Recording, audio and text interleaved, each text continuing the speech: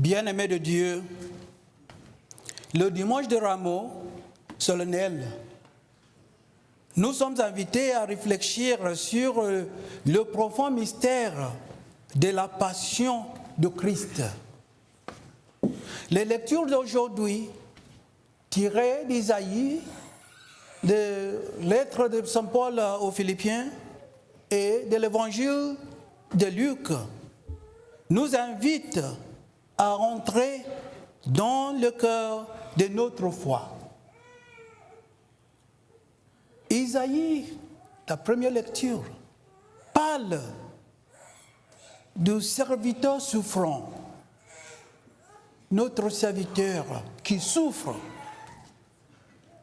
qui endure l'humiliation et de la douleur, mais reste ferme malgré tout.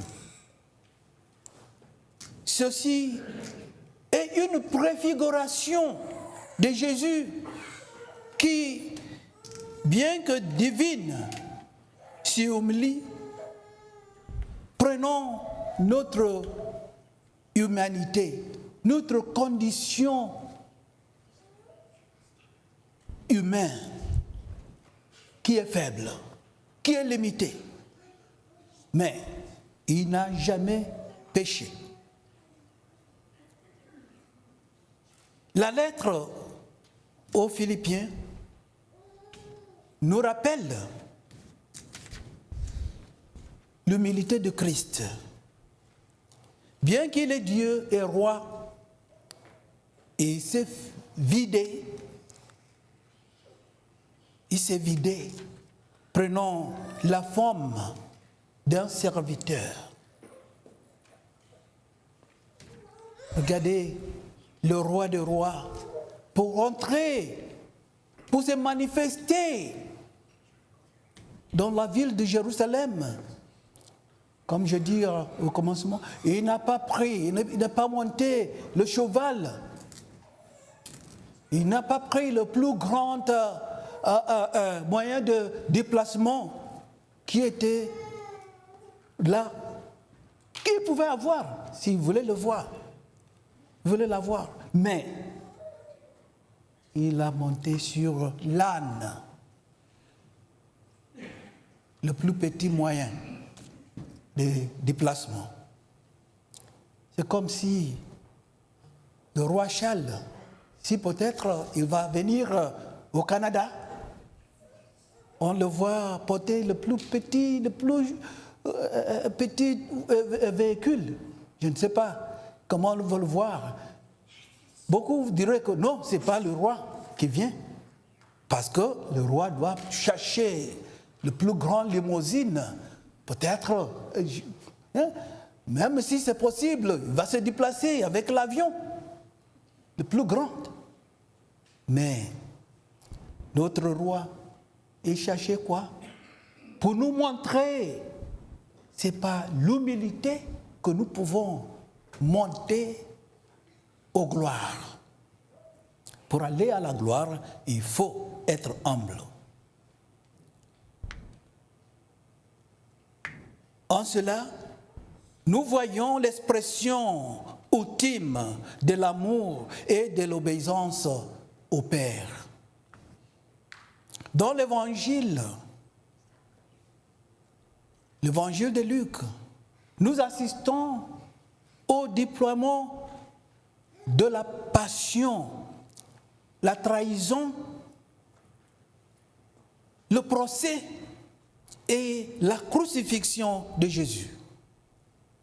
Chaque instant révèle non seulement les profondeurs du péché humain, mais aussi les hauteurs de la miséricorde divine. La miséricorde de Dieu est plus grande que tout. Malgré que nous sommes pécheurs, il nous pardonne. Nous sommes comme l'enfant prodigue qui a gaspillé le bien de son père. Mais le Père le cherche toujours et le pardon. Et même, il a fait la grande fête pour l'avoir retrouvé. C'est comme ça que Dieu fait chez nous. Et voilà pourquoi il a envoyé son Fils unique, Jésus, pour venir et nous sauver par sa mort. L'acceptation de Jésus de son sort nous montre que la vraie force réside dans la remise à la volonté de Dieu. Quand nous ne pouvons pas changer quelque chose, on le remet dans la main de Dieu. C'est ce que Jésus nous apprend. Parce que Dieu est tout-puissant et peut tout changer quand il veut.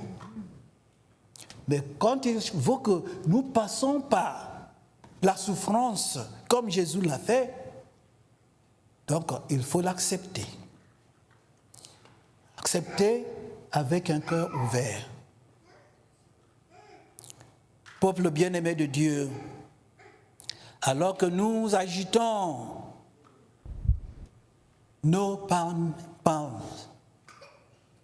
alors que nous secouons le rameau, crions Hosanna au plus haut des cieux, et que nous nous souvenons de l'entrée triomphante de Jésus, embrassons également l'appel pour le suivre dans sa souffrance. Que cette semaine, la semaine sainte, transforme nos cœurs et nous exhortons à vivre avec humilité, compassion et foi inébranlable. Reflectons l'amour du Christ dans notre vie quotidienne. Amen.